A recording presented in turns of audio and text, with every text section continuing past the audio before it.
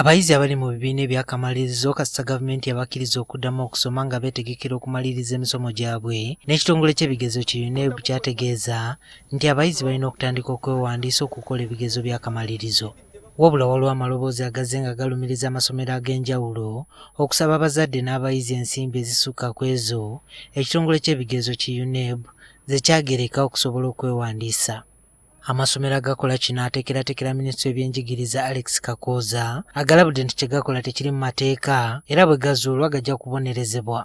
Musasule ssente zokka zokka Examinations Board ze ziba zigerekedde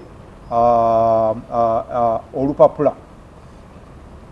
Oli wakusaba ssente zisingawo nga tugamba nti musango era asobola okuvunaanibwa. Ate naffe nga Minisitule tusobola okumuggyako senta yaffe ne tugamba nti omenye etteeka tokyaddamu kutuuzisa bigezo. Therefore muloopa abantu bano ababasaba ssente ezisukka mu ezo ffe ze tumanyi. UNEB yagereka nti abayizi abatuula ekibiina ekyomusanvu balina okusasula emitwalo 3,104, abayizi abasiniya ey'okuna balina okusasula emitwalo 16,104, ate abasiniya ey'omukaaga baakusasula emitwalo 18,600.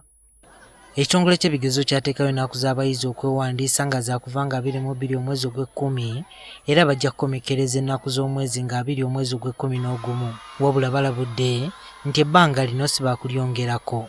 Ekitongole kyawa ebbanga lya mwezi gumu n'ekitundu okumaliriza okuwandiisa abayizi bano.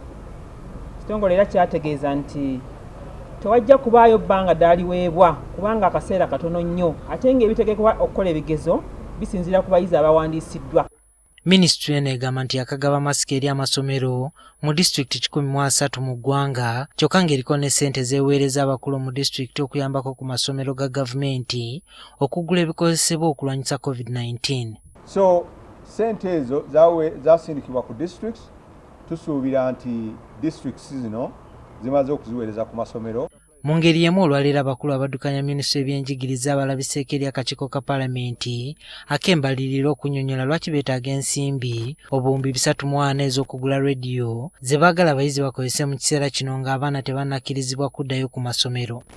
Wabula ababaka bakyasanze obuzibu okuyisa ennyongereza y'embalirira eno ng'abamu beebuuza oba nga ddala rediyo zino zeetaagisa.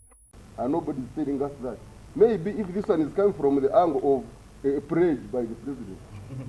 Because I know the president made the pledge, maybe we should look, are we working technically or we are working politically? Mr. Chairman, 340, let me put it at 340 billion shillings for radios could construct almost 200 kilometers of tarmac in this country.